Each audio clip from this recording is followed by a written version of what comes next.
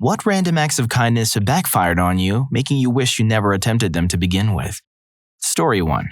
When I was in high school, I sat next to this shy, quiet kid in my English class. He always seemed like a nice guy, just kept to himself. I'd often try to start up a simple conversation with him to break the ice and see what he was all about, but he never took the bait. He definitely wasn't rude, just sort of indifferent to everyone around him. Our teacher was kind of a lazy piece of crap and would have us partnered up with someone for the majority of the class time. And we were supposed to discuss a book or whatever piece of literature we were talking about that week. That's hard to do with someone who's talkative and outgoing, let alone someone who's practically mute. We fumbled over some awkward conversation about a particular book we had been reading in class, but he quickly became disinterested and stopped talking. It was his first year in our school, so I tried asking about his last school, where he was originally from and any hobbies. The kid stonewalled me. Again, he wasn't rude, just disinterested entirely. I had tried and struck out, so I accepted that we would probably be sitting in silence for the next hour or so, and figured I'd just entertain myself. Here's where I tell you my hidden talent. I can make an incredible noose, and I can even do it with just about any string or rope-like material you can find. So to pass the time, I pulled a shoelace out of my backpack and started making a noose. He was amazed. His eyes immediately lit up and he scooted in closer, watching very closely. Then he said, "Could you teach me to do that?" I had done it. Of course I would teach him. I was thrilled to have broken his wall down, even if only partially for now. He caught on very quickly and I'd catch him practicing making the tiny nooses in class, would exchange a nod and crack a little laugh. By the end of a week, he was making grade A nooses. I was proud. That Friday when the class had ended, he pulled me aside. He thanked me for teaching him and said he appreciated it more than I would ever understand. It was the most I'd ever heard him speak. I was pumped and said that we should hang out that weekend and gave him my phone number. He informed me that this was a bad weekend and maybe some other time, and went the other direction. He took his own life that night. Story 2. About 6 years ago, I was on lunch break and went to grab a sub at Subway. There was a homeless guy outside the store asking for a change, and I asked him if he wanted a sub. He said, sure. I invited him in to pick. We go inside and stand in line. At first, I thought everyone would stare at the homeless guy, but I was rather surprised when nobody did. We had 2 people ahead of us, and I was just chatting with a guy and learned that he lost everything between the bad stocks and a cheating wife. Found out his name was Danny. When we were next in line, 2 police officers walked in and stood behind us. Not very unusual for the Subway, but Danny got a little nervous. I started to place my order and told the other lady behind the counter to make him 2 of whatever he wanted. Right then, the cops just grabbed Danny and slam him into the ground and start to cuff him. No warning, no verbal commands, just took him down. I turned and tried to talk to the second officer who pushed me away from him and into the drink cooler door, which then shattered. The other customers bolted outside while Danny was dragged outside by his cuffs. As I stood up from the push, the cop grabs me and rolls me over on the broken glass and cuffs me. Now I carry a concealed firearm, so I tell the officer as he's cuffing me, and while I am cuffed, freaks out and draws down on me, who is laying face down, hands cuffed, and yells, "Don't move!" I calmly tell him where it is, and he rips the holster from my belt loop and tosses it onto a table, where a few customers are still within reach. Another officer walks in and helps me up, then dusts the glass off of me. He asks me what happened, and I relay the story to him. He handcuffs me, grabs my pistol, and clears it, then hands it back to me and says don't put it away until you get in your vehicle. I agree and walk out with him. There is Danny in the back of the patrol car, all roughed up and obviously shaken. I ask the officer what the problem was, and unbeknownst to me, Danny was asked repeatedly to leave the property. When I brought him inside, it was considered criminal trespass and he was arrested. I told the officer that I invited him in for food, and he said it didn't matter. A few minutes later, the aggressive cop walks up to me and hands me a paper. I look down, and it's a notice of trespass for the same Subway in the entire shopping center. At first, I didn't know how he got my name and info, but when I got slammed, I had my wallet in my hand, and he must have picked it up.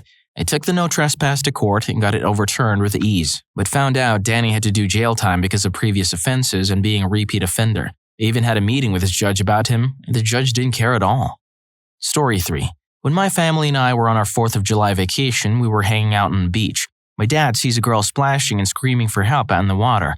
Apparently, these 2 girls, who were probably somewhere around 12, got caught swimming too far out. One girl got a hold of a buoy and the other was starting to panic. He runs into the water and swims over to her. He gets a hold of her and starts to swim her towards shore, but she's panicking, struggling, and trying to push him under to keep herself up. The girl's family was in a boat not far away. They see the commotion and come rushing over. They thanked my dad and asked if he wanted to ride back to shore. When they get into the boat, her dad asks if she's okay, and she tells him, "He was trying to look down my swimsuit."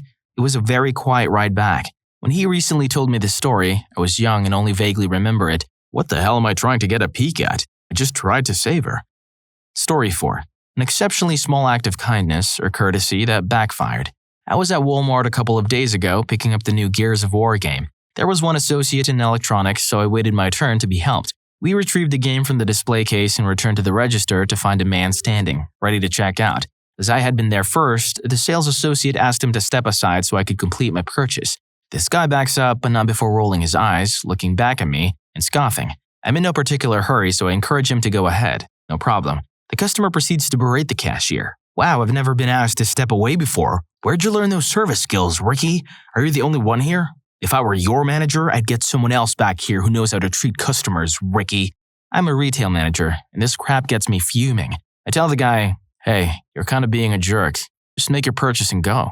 He replies, look, I'm a customer service trainer from Walmart. I'm a little higher up in the chain than Ricky here. He needs to learn to take care of his customers. I'm just seeing red at this point. You mean me?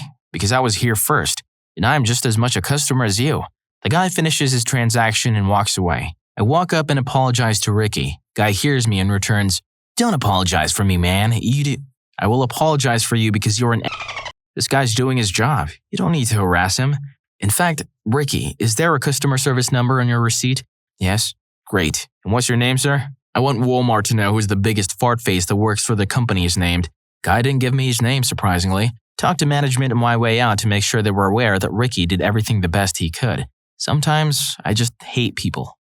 Story 5. In college during the winter, we had a heavy snowstorm. Everyone was walking to class and I was heading down the outdoor steps to the basement where the class was.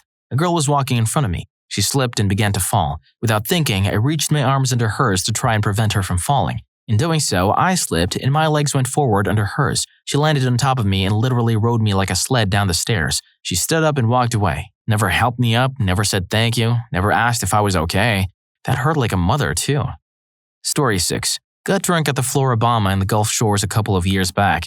As you do when drunk at the Floribama, I went across the street to the Waffle House for some belly spackle to keep the booze down. After shoveling my face full of patty melt and vanilla Coke, I discovered someone's cell phone on the ground in the parking lot. Figured I'd be a good guy and try to return it. I ended up texting the last person in their message roll and getting in touch with the owner the next day while I was on my way back home. She ends up berating me, wanting to know how I ended up with her phone, why I wasn't still at the beach, blah blah blah. I told her, look, just text your address to the phone and I'll mail it back to you at no cost. She agrees and then calls me back immediately to demand that I meet her somewhere between my house and the beach to give it to her. I told her she was making things difficult and that I was trying to do the right thing, to which she replied that I was being difficult, calmly rolled the window down and hucked that crap somewhere along the Highway 59 in Foley with her still on the other end. I really hope she heard it bounce. Story 7. Moved a friend of 22 years out of her house with a husband who mistreated her. Placed her in a spare bedroom in my house, bought her clothes, got her a job, and had money to buy things she needed. Took her to doctor's appointments and found out 4 months before my wedding to my fiancé, whom I shared a house, that they were making sweet love to each other while I was at work. So I lost my house, which was in his name, till after the marriage. The $10,000 I put into remodeling it, my Jeep, and all the money already spent in the wedding. They now live there together and the girl doesn't even work. I got the short end of that good deed. Story 8. I was a third grade teacher a couple of years ago. My class went on a field trip to the DC Zoo. I split up my class into groups of 4 to 5 to go around with each chaperone, and I gave myself a group as well. It was hot, and I only had 5 kids with me, so I offered to get them frozen ice candies at $5 each. One student got blue, took a bite, and told me he wanted red instead. I told him sorry that I didn't have money to throw around like that and to try to enjoy the ice. He threw it on the ground and cried. This child was never my favorite student, but after that day, wow. Story 9. After witnessing firsthand how incredibly rude so many people act toward cab drivers, I started sitting in the front seat of taxis and having conversations with the driver. We'd talk about where they were from, their families, how late they were working, etc. I had a lot of interesting conversations, plus most seemed to genuinely enjoy the company and many actually thanked me at the end of the ride. Then one time, while studying abroad in Vienna, I started talking to a cabbie who picked my friends and me up from a bar. We were chatting about his wife when suddenly he put his hand on my thigh. I slapped his hand away repeatedly. Thankfully, we were right by my dorm, so I jutted out of the cab and we obviously refused to pay. The cabbie threatened to call the police and one of my friends ended up punching him. Then the cabbie stalked the dorm that I lived for the next week and stared at me every time I left. Now I sit on my phone in silence in the back of taxicabs. Story 10. This happened around New Year's. We had just had a snowstorm, the sidewalks were not shoveled, and I saw a woman in a motorized wheelchair putting along the side of the road. It looked really dangerous. I was on my cell phone at the time. She waved me down and told me in broken English that her wheelchair was running out of power. I ended my call. This woman told me she just needed to get to the firehouse 4 blocks away that had a power plug. So being a nice guy and fearing for her safety, I decided to help her. I start pushing the wheelchair and it loses power. And motorized wheelchairs are heavy, so I am suffering. And she seems to be unfamiliar with the operations, toggling the controls which would engage the clutch and make it harder to push. She decides to help and climbs out of the wheelchair. Wait, she can walk. So I was pushing a dead motorized wheelchair with a totally capable person in it. In broken English, she tells me she bought the wheelchair at a yard sale a few blocks away so she could sell it. Now I'm pissed. I had assumed she was disabled, but I don't say anything. I struggle with a wheelchair. She's of little help, just walking alongside and giving it a desultory push every once in a while. We finally got to the firehouse. We push the bell, no response. Go around and ring another bell. Finally, a fireman shows up. I tell him the woman's wheelchair has run out of power. His response, what do you want me to do? I motion at her to talk to him and walk away to let them figure it out. I felt totally taken advantage of. As soon as she stood up, I should have told her she was on her own. So if you were in Arlington, Massachusetts around New Year's and saw a black guy pushing an Asian woman in a wheelchair, that is what this was about. Story 11. Walking down the street one rainy night, I saw a kid, probably about 14 years old, wearing ratty clothes standing in a covered storefront. He looked lonely and cold with nowhere to go. I passed by him, but suddenly I turned around to give him the change I had in my pocket. I walked up to him and put my change in a styrofoam cup that was on the windowsill next to him. But instead of the clink-clink sound, change made a plop. I looked in, and the cup was half full of old coffee and cigarette butts. The kid looked at me like, you a-. Getting a closer look, his clothes were normal, and he was carrying some textbooks. He was obviously not homeless and was probably just waiting for a ride. And that's the strangest way I've ever lost 78 cents. Story 12. There have been numerous. One, incidentally, came just the other night. I was walking home from work, so it was about 11:30 p.m. My walk home is long and usually takes me down very secluded roads. Anyway, a few paces in front of me is a very shady-looking guy. I'm not one to judge people at first glance, but this guy just had that look to him. On my travels, a girl probably my age is walking in the opposite direction. She walks past the shady fellow. He turns his head and a few seconds later completely turns around and starts to follow her. Crap, this can't be good, I thought to myself. I stopped and observed the shady guy steadily increasing his pace toward this girl. I too turned around and started to follow. It was as if we were a late-night parade. I dread to think about how this girl felt, walking past 2 men who instantly started to follow her afterward. Her pace increases, and his pace increases. At this point, I figured I'd look less of a predator if I made a phone call. So I called my girlfriend and explained what was going on. I'm sure she'll be fine, she assured me, but I didn't want to take the risk. Of course, this made me look more like the pursuer than the protector. In the end, I take a stab in the dark. Hey, Carrie, is that you? I shout. The shady guy immediately turned around and went in another direction. The girl turned around and saw me wave, and she more or less increased her pace to a brief sprint. She wasn't too far away from home, it seems, as if she went into a house down the road. But man, did I feel dumb. Story 13. I work in retail, and our company has a pretty stringent credit and debit card policy. We cannot enter the card number manually unless the card will not swipe properly. In other words, it is the last resort and the card must be present. I was working at a different store location than where I work now, with the same store but in a different town. We had just hired our seasonal workers, and me and this girl, we'll call her Sam, got along really well. One day on her break, she decided to make a purchase. She handed me her phone, which had the Notebook app open with a number on it. When I asked what it was, she told me that her debit card was stolen and she was in the process of getting a new one. I told her that we really weren't allowed to do that, so I turned towards my manager who was not 10 feet away. He said to go ahead and do it, so I did. A few days later, she handed me her phone again, and since I had already done it with the manager's approval, I figured it was all right, so I did it again. As I said before, I work with the same company but in a different town. I came into work one night and asked my manager which register I'd be on for that shift. She said, "Oh, not yet. I need to talk to you in the office. Let me tell you that I have never stolen from my job, never worked the system in any way, so I thought it was for something good, like a promotion or a raise. But when we get into the office, there's a guy who I had never met before sitting at the desk with a laptop, and on the screen is some sort of surveillance software. By this point, I'm thinking, what the hell? But I kept a straight face and introduced myself. I learned that he was the loss prevention manager for our district. He was asking me a lot of get-to-know-you questions and basically wasting my time. So I politely interjected and asked if I was in trouble, but he snubbed my question by saying, "I'll get to that." By that point, my heart was pounding, and I was really anxious because I don't do well with uncertainty. Eventually, he asked me, "What if a customer didn't have their card with them but asked if you could enter it manually? What would you do in that situation?" I told him that even though I know it is against company policy, I would ask the manager and then proceed from there. He then went on to tell me that they found me on camera doing just this thing, except he said that I didn't call the manager. I swear on my mother's life that I asked my manager. Yes, I didn't pick up the phone directly and call him, but that's because he was taking care of something at the front end, right near me. He wouldn't let me see the footage of this, which I thought was crap.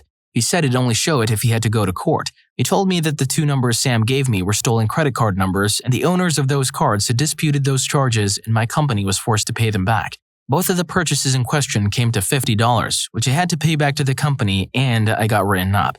I nearly got fired, but because I'm a good worker and my current manager vouched for me, I still have my job, thankfully. What pisses me off the most about this situation is that I got played for a fool, tried to do someone a favor and it blew up in my face. The fact that even though I paid my company back, I still got written up. Well, lesson learned, I guess. Story 14. I was running some errands and noticed this couple, late 40s, early 50s, walking toward town.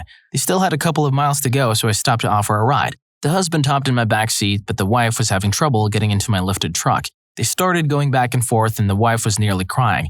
I waited patiently as they finally got the heavy-set wife into my truck. Now my truck isn't jacked super high, just a 3-inch lift with 35-inch tires, but I don't have step rails, so I can see how it would be difficult. They stated they wanted to go to the store directly on the edge of town we are headed to. I pulled back onto the road and noticed the rough smell of body odor, and it was progressively getting worse. I thought I could deal with this since I grew up on a farm and bad smells are fairly common. But as we pulled up to the store, they opened the door and a gust of wind blew the full force of their body odor in my face. It immediately turned my stomach, and it was everything I could do not to gag. They thanked me for the ride, and I drove away as quickly as possible while gagging. I drove to work and sprayed my entire passenger side and every surface with Lysol. My truck sat at the office untouched for the next 10 hours, but this still didn't quell the smell. My stomach immediately turned again as I got into my truck to drive home. I left the windows cracked overnight, and I could still smell the BO this morning. The smell left a taint on my truck for the next week before it finally subsided. Story 15. I flagged someone down on the highway who was driving with a flat tire. We both pulled over and they explained they didn't have a spare. I offered to drive them to the closest convenience store and back for a can of Fix-A-Flat. Not only did they ride in my car silently, offering no thanks, but they also stole my wallet out of my console when I wasn't looking.